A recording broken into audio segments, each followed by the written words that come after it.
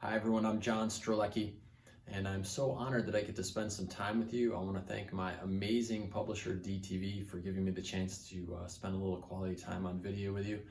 This is in celebration of the Frankfurt Book Fair, and normally in October I'm there interacting with you all amazing fans. I'm so sorry that I can't be there this year, but with all that's going on in the world, that just isn't possible. But I absolutely look forward to being there next year. And as you can tell, we're in the virtual cafe on the edge of the world, which is kind of fun. And my goal is to share some ideas and insights from my new book that just came out called What I've Learned, Reflections on Living a Fulfilled Life. And so thank you very much to the amazing team, again, at my publishing house, DTV. The book is beautiful. The artwork is beautiful inside it. And I wanted to share just a couple of ideas and thoughts from the book to hopefully assist you in your life as you're going through all that's going on in the world. Idea number one, and this idea is that things that we love come to an end. And I'll give you a couple of examples of this. My daughter, when she was little, used to have this really spectacularly cute routine. And she would say, "Daddy, can I have 3 hugs and 7 kisses?" when I would tuck her in at night. And so I would give her 3 very, very big hugs and 7 very loud kisses on her cheek. And then she would go to bed, but as I was walking out of the room, she would say, "Daddy, can I have 1 more hug?" And so I would walk back to the edge of her bed and she would reach up and give me 1 more hug. And I loved that, and it was so cute. And then one day it came to an end. And I don't remember exactly why it ended, as she just grew out of it, or maybe it was something where she had a flu for a couple days and then it just sort of ended, but someday it was the last time.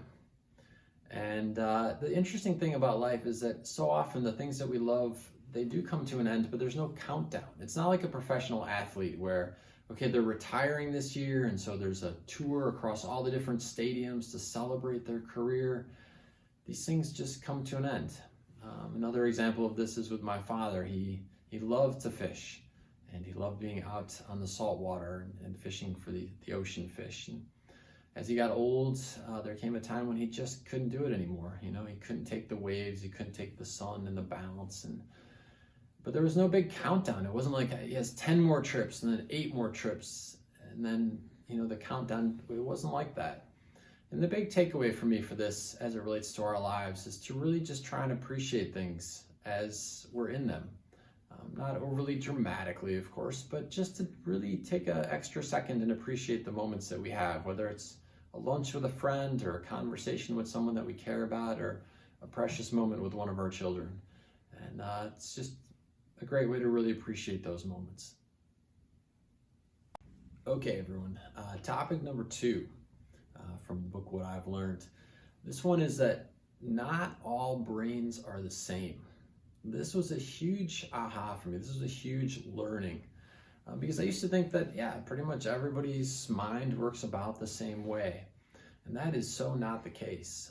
As an example, I'm incredibly creative. I can invent stories on the fly. I can think up worlds in my head, but I struggle with details. And so literally, if I'm boarding an airplane, I will look at my boarding pass and see that I'm in, row 20, seat D. And 5 seconds later, I have to look at it again because it's not storing it in my head. Names, I'll meet people and they introduce themselves and give me their name, and it's a couple seconds later, no matter how hard I seem to try, I have to, sorry, what's your name again? Languages, same kind of thing.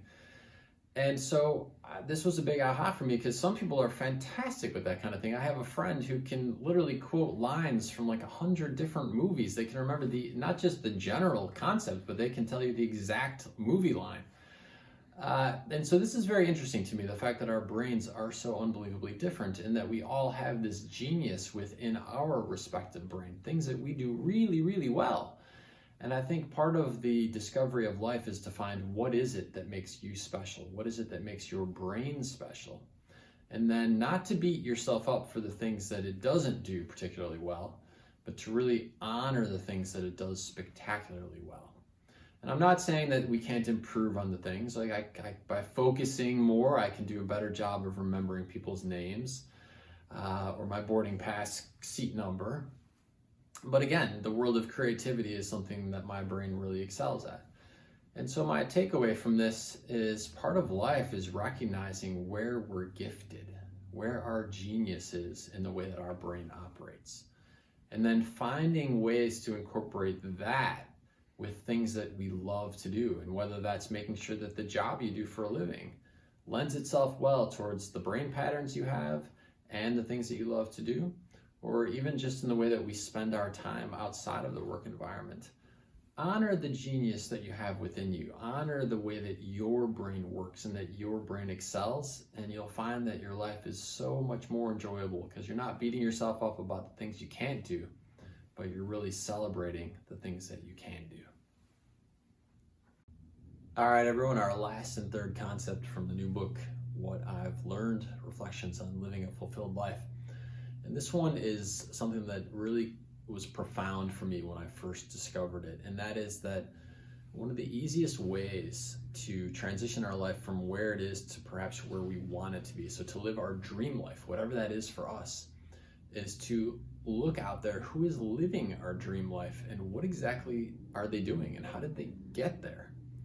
This is really fascinating because we're in a situation with what's going on in the world where so much of what we normally like to do isn't possible. However, we have tremendous access to resources online. And so I've found that a great way to fill our void of what we can't be doing that we'd like to be doing is by getting smarter and more knowledgeable about this category of like, who's living my dream life and how did they get there? What was their path to success? Now, this could be in the form of reading information online. Maybe it's reading books, maybe it's watching YouTube videos. But if you allow your brain to watch this information, what happens is your unconscious mind starts to get more and more comfortable with the reality that the person who's living your dream life is just another human. You're a human, and the steps that they took, you can take. And the life that they're living, these aspects that you like so much, maybe it's that they're an entrepreneur and you've always wanted to be an entrepreneur. Maybe it's that they seem to be very comfortable with themselves, whatever that is, and you'd like to be more comfortable with yourself. Whatever it is, that this transition can happen for you in the same way that it's happened for them. And so figuring out who is out there living your dream life and learning everything you can about them.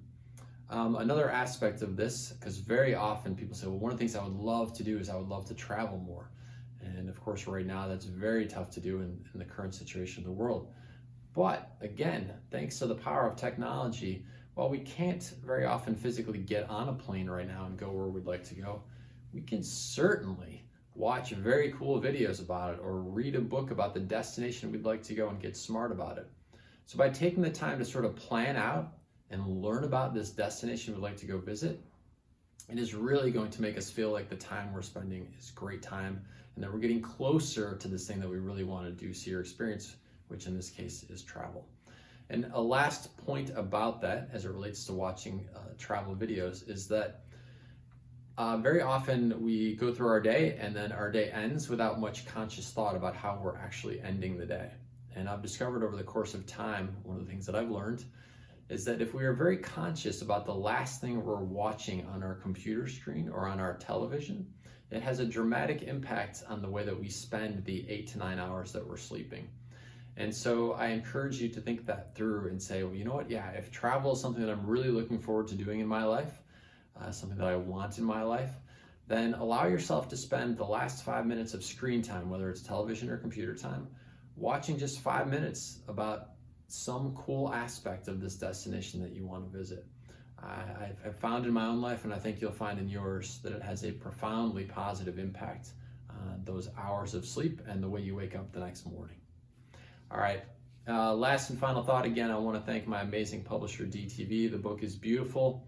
I want to thank all you amazing fans. As you can tell, we're in the virtual cafe here, and I get the amazing messages that you send about your experiencing with the Das Cafe books and with the Big Five for Life books. So thank you so much for all your enthusiasm and your amazing messages, and I can't wait to see you all next year when we can do this all live and in person. Thanks so much. Be well, be safe, be healthy, and I will see you next year.